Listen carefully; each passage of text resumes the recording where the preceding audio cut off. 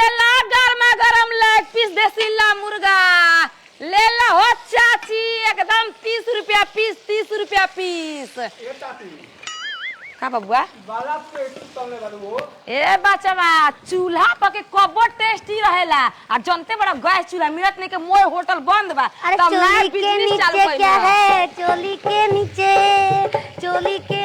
क्या है चोली के नीचे चोली में दिल है मेरा चोली में दिल है मेरा ये भी मैं दे दूंगी यार को ए पुक पुक पुक पुक अरे देखो मैं बिजनेस धक्का धक चलता नचबू गइबू तो केहू नचनिया समझ ली बुझाई धक्का धो हां अरे धक्का धो थोड़े सर चलावता रे हो दावता रे सर चलावता रे हो दावता रे हो सैया दावता रे हो सैया दावता रे हो एगो दो खाए के दो दो 10 रुपया के बस और दी हां चाची ले दे पी दे दी हां ए बाबू 2 मिनट रुक जा अबे 20 गो लेग पीस है ना हम मुखिया जी आ उहे पैक करा के लेके चल गई ना हम वाला बोल गया ना तो दे दे खाना लेके आइए तो हम खाई रानी तू बैठ के ग्राहक संभाल हमारा समारे के बाद हां आ देखो प्यार से बोले जाला ग्राहक से ठीक आई लव यू पैसा ला गात रे डाले दा बाबू दा 50 रुपया हाँ 60 रुपया दा 2 पीस खैला ला 10 गो और दा ए बच्चा ना ना ना जा देखो होटल में बंद कर जा ना दो ग्राहक में ताल दे तू भाई तो ठीक बा रोज लगाई ना खा लिया कागज पतेती पैसा है धरा पैसा धरा ना हम तुरंत खा के आओ तनी चलाओ करा आंच लगाओ करा दम घुस घुस के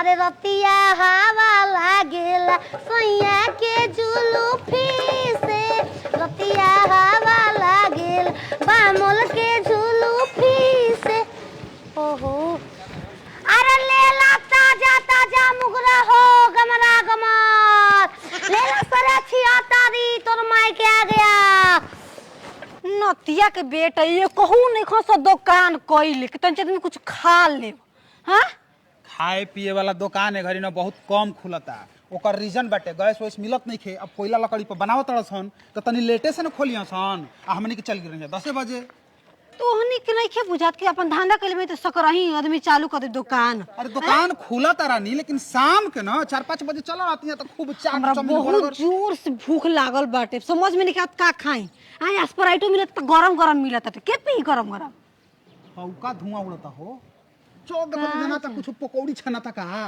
शायद अब वो पकौड़ी जनाता छनाता हो चौकी पहोत नइखे सही से मिलनवा बमल के बांगुर बा बेलनवा बमल के बांगुर बा बेलनवा सब मैंने छोटे से बनाएंगे तो मुर्गा कामना ची के पकौड़ी हो पकौड़ी का मुर्गा छानतिया मुर्गा तनी पूछी ना ओए ओए क्या है क्या है?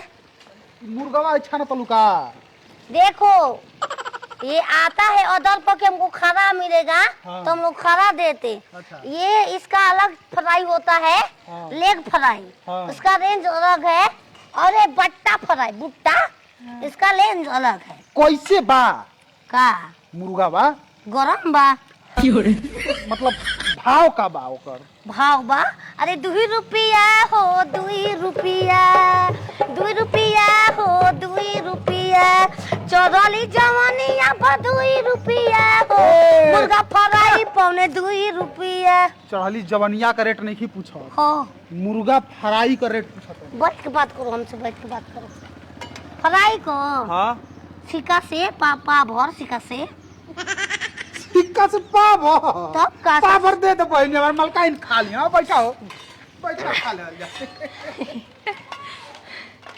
सिक्का से बड़ा सस्ता हो गेल वाला 1 रुपया का पाव और मुर्गा फ्राई जल्दी से पट रोकरा निकालो रोकरा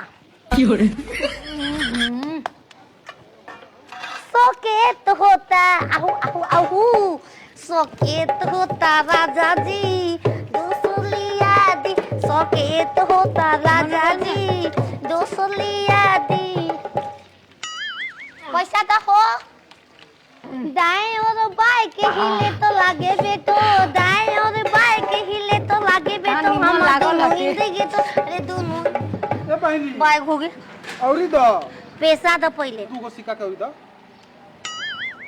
पहले बो की होइले बो। एक प्लेट नकल हो। पहले पैसा दो हो, हम हिसाब देबे के माने पैसा के। के तो बात लेके मत दी छ, ठीक ना? एक सिवा तो पहले पैसा ना तो आप कुछ ना देंगे। बस सिक्का मार मुर्गा दा पैसा तक गड्डी के दे। दे दे हमें खास हम देते नहीं पैसा दे दे खाए के बैठ के खासी।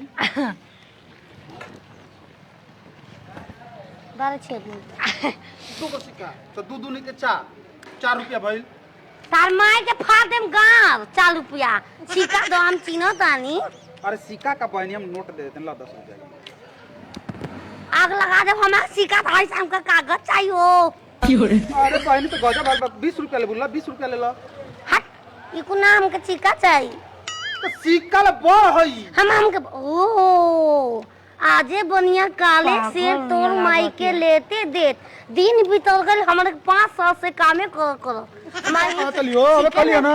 ओकरा में 10 गो सिक्का मिली फुट करे बुता। दे भोसड़ी में दे तोर मां के चलो बक। ए पहली तू ला आई अब अच्छा 200 रुपया तू ले ला। का 200 को ए ओदना के ना रहला। ई ना चलेला हो, हम सिक्का लेके जान ये तना सिक्का मिल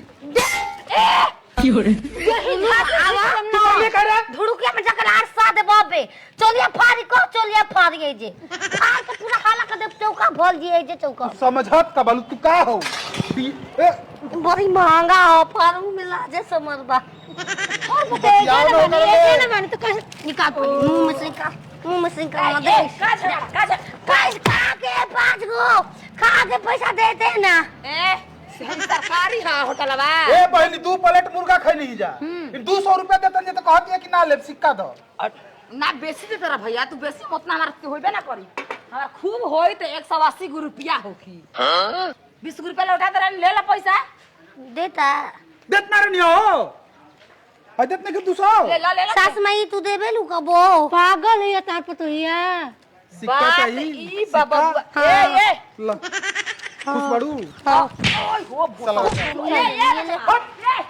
ये बता हमर हमार बात या सुने का सुन पागल हिया पागल हिया हमारा ए बाबूआ क्यों 10 सिक्का ले बेसी करके देही ना, यही से जानते को काले बेसी कोनो पैसा ना होला। आज तक से मेरा के उल्लू बना के पोलले भाई कारे माई आ पागल ये नोच नच भागे ए बचवा आ नातिया मुर्गा खा के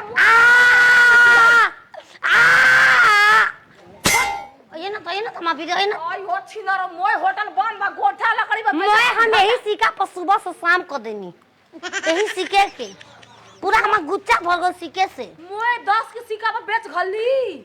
सिक्का कोनो सिक्का सिक्का सिक्का से सिक्का ओ बाबू हम दू एगो पर 20 लिखल बा, टेटर बा 20 नहीं की ह। वो तो कहीं का तारा के दुकान पर खाते खैनी। ये चुतबू की माल दे जाके चलिए ना चाचा।